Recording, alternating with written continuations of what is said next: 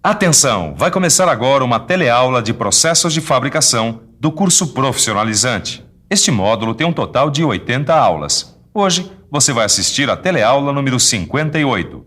Bons estudos!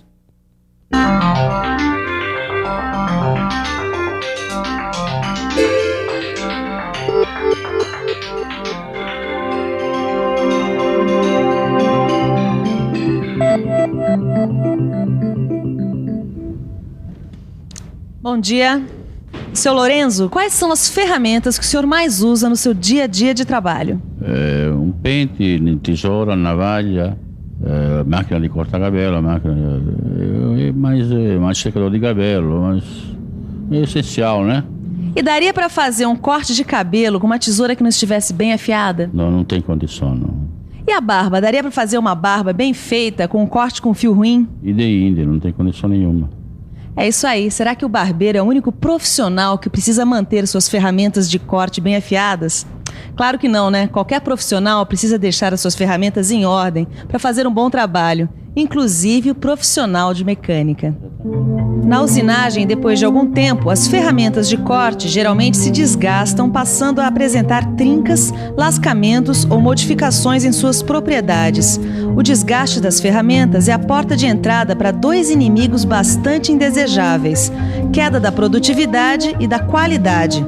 Os problemas se traduzem em aquecimento excessivo da peça e da ferramenta de corte, aumento do esforço da máquina, aumento do tempo de confecção e acabamento ruim. E a solução para o desgaste das ferramentas de corte é a sua restauração. E para elas ficarem em ponto de bala bem restauradas, elas precisam principalmente de afiação. E este é exatamente o tema desta teleaula.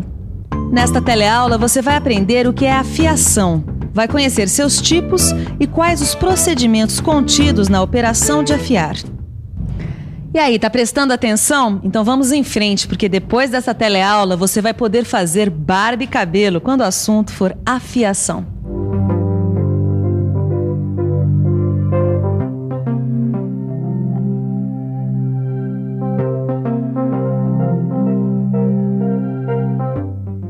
Para não perder tempo e manter as ferramentas de corte sempre afiadas, as grandes indústrias geralmente têm um setor de afiação de ferramentas. E aí, o trabalho é um só: restauração do contorno e perfil de corte das ferramentas desgastadas. A afiação é feita quase sempre com rebolos, que, como você sabe, também são ferramentas de usinagem usadas nas retificadoras. Você também já sabe que existem vários tipos de rebolo. E é claro que na hora de afiar, deve ser usado o rebolo mais adequado ao tipo de ferramenta de corte. Bom, mas antes da gente seguir adiante, é preciso saber o que é, afinal de contas, essa operação de afiar. Você sabe? Então fique por dentro.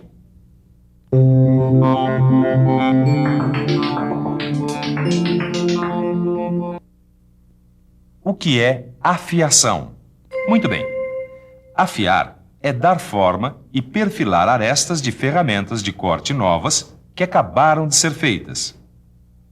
E restaurar o perfil e as arestas de ferramentas de corte desgastadas pelo uso. Muito bem, Caio. Agora que a gente já aprendeu o que é afiação e em que tipo de superfície ela deve ser feita, eu quero que você me responda o seguinte: com relação à aresta de corte, qual a diferença entre uma ferramenta de torno e esta fresa aqui? Essa é fácil, Silva. A ferramenta de corte do torno tem apenas uma aresta cortante e a ferramenta da fresa tem várias arestas cortantes. Peraí, Silva.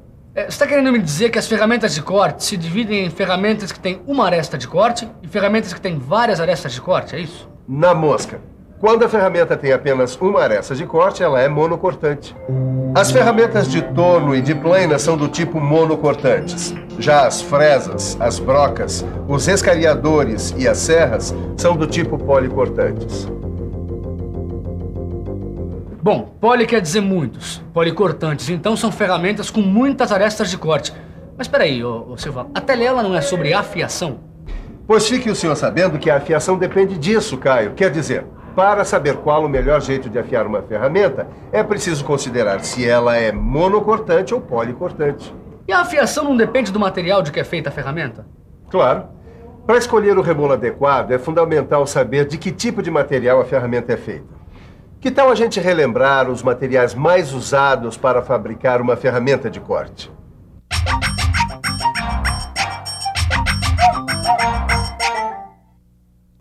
Tem o aço carbono, com baixa resistência ao desgaste e que perde rapidamente o poder de corte. O aço rápido, com boa resistência ao calor e ao desgaste. O metal duro, que é adequado para trabalhos em alta velocidade. E o sinterizado especial, um material de última geração que pode ser dividido em pastilhas cerâmicas e superabrasivos sinterizados. Resumindo, a afiação depende do tipo de ferramenta, se ela é monocortante ou policortante, e do tipo de material com o qual ela é feita. Agora sim, sabendo disso, nós podemos conhecer os tipos de afiação. É isso aí. Acabei de afiar essa ferramenta do torno aqui na esmerilhadora. É isso mesmo que você está pensando. A afiação pode ser feita manualmente. Na verdade, quando a ferramenta é monocortante, a afiação pode ser feita manualmente. Nesse tipo de afiação manual, o resultado depende da habilidade do operador. Quer dizer, para afiar manualmente uma ferramenta numa esmerilhadora, tem que ter destreza e entender do assunto. Agora, se for preciso afiar uma ferramenta do tipo policortante, aí entra em ação um profissional especialista em afiação. Esse aqui é o Daniel. Ele trabalha numa empresa que só faz afiação de ferramentas de corte e está aqui dando uma avaliada nas ferramentas da fresa aqui da oficina. Você sabe como é, né? Ferramenta de corte tem que estar sempre bem afiada, senão a produtividade vai lá para baixo. E aí, Daniel, essa fresa aí vai render como antes ou não? Bom, Ananias, quando o assunto é avaliação de fresa desgastada, cada caso é um caso. Mas tá com sorte, viu? Não vai precisar comprar outra, não. Com uma boa afiada, essa fresa aqui vai render muito mais ainda. Bom, além de ser cliente antigo, eu sou do ramo e sei como isso é feito. Mas tem gente que está vendo esse negócio de afiação pela primeira vez e quer saber como isso é feito. Quando a ferramenta é do tipo policortante, como esta fresa, é preciso afiar em máquinas especiais. Máquinas que são chamadas de afiadoras. Elas dispõem de suportes orientáveis que ajudam a posicionar a face da aresta a ser afiada, de maneira que a inclinação em relação à superfície seja a mais justa possível. A ferramenta deve ser movimentada sobre a superfície do rebolo. Isso deve ser feito para não desgastar de forma irregular a superfície do rebolo e também para reduzir a chance de aquecimento da aresta de corte da ferramenta. Essas máquinas afiam todo tipo de fresas, cilíndricas, angulares, com dentes postiços e outras. Para afiar brocas helicoidais, existe uma máquina especial. A broca precisa estar afiada para manter um bom poder de corte do material e também para que suas arestas de corte fiquem simétricas em relação ao eixo da broca. Tem também uma afiadora de ferramentas de corte de metal duro. Mas atenção, Caio. É bom saber que a afiação não é uma coisa isolada. Às vezes são necessários 3 tipos de operação para se afiar uma ferramenta de corte. A saber, desbaste, semi-acabamento e acabamento. E cada uma dessas operações é feita com um rebolo diferente. Olha só, com este rebolo aqui nós podemos desbastar uma ferramenta de corte. Tá. E essa ferramenta lascada aqui, também tem que ser desbastada, Silva? Ah, precisa sim. Em geral, as ferramentas de corte passam pelo desbaste antes de serem afiadas. E quando a afiação vai ser feita numa ferramenta que não está lascada, como essa aqui, por exemplo, também tem que desbastar? Não, aí basta a operação de semi-acabamento ou de simples acabamento nas arestas cortantes, com este outro rebolo aqui. Muito bem, já não existem dúvidas. Para manter o rendimento máximo das ferramentas de corte, é preciso afiar. Se você precisa afiar uma ferramenta monocortante simples, como a ferramenta de desbaste do torno, entre em ação a esmerilhadora e a habilidade manual do operador. Agora, se a ferramenta a ser afiada for policortante, como a fresa, como fazer? Bom, para responder essa pergunta, só mesmo conferindo os detalhes da operação de afiar. Antes de mais nada, a gente tem que levar em conta que cada dente da fresa é limitado por 2 superfícies ativas, uma de ataque e outra de incidência. Repare que durante a afiação, a mesa é acionada pelo operador com rápidos movimentos de vai e vem. E mais, hein? A fresa deve ser mantida apoiada na guia da máquina. Bom, eu não sou um especialista em afiação, mas pelo que eu sei, o processo de afiação varia de acordo com o tipo de dente da fresa, não é isso? Exatamente, Aranias. Mesmo com todas essas variações, os procedimentos para afiação de fresa são quase sempre os mesmos. Vamos ver quais são esses procedimentos? O primeiro deles é a fixação da fresa na afiadora. Normalmente, as fresas com haste são fixadas entre pontas, o que permite obter uma concentricidade perfeita. Repare que o eixo da fresa deve estar em posição paralela à mesa.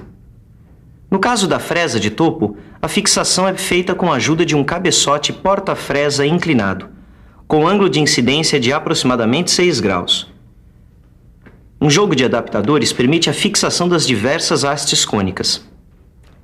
As fresas com furo roscado são atarrachadas num mandril, que pode ser mantido entre pontas ou mesmo montado sobre o cabeçote porta-fresa.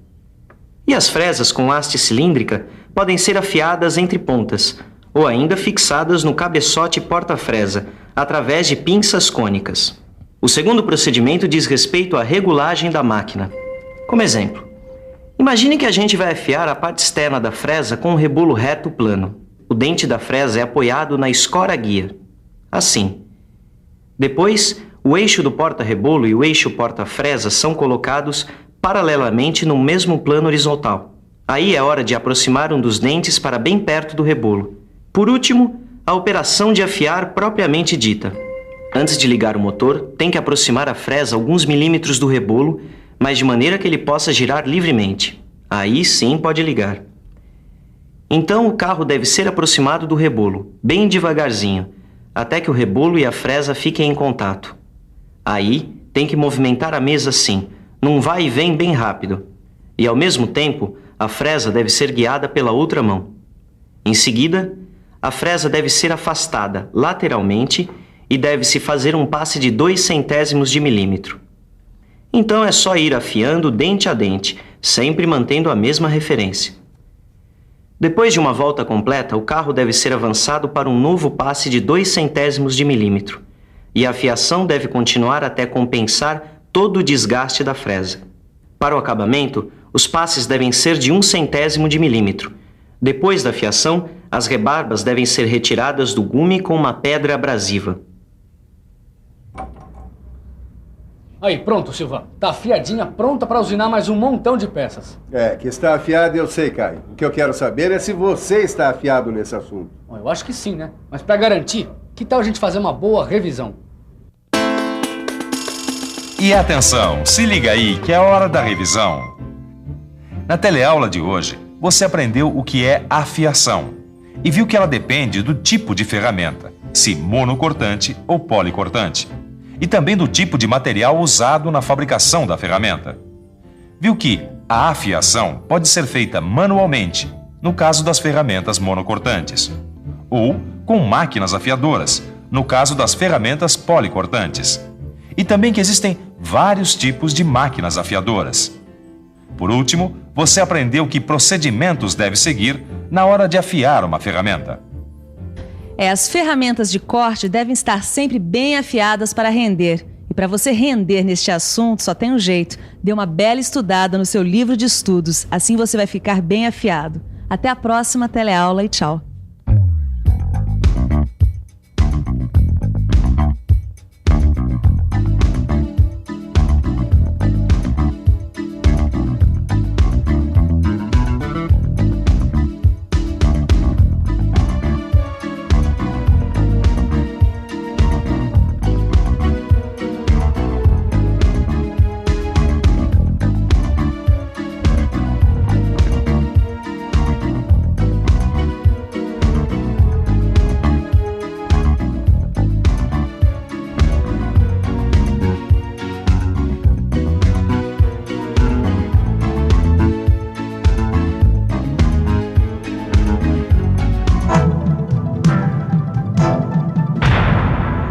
Telecurso 2000, um programa de educação do Sistema Fiesp e da Fundação Roberto Marinho.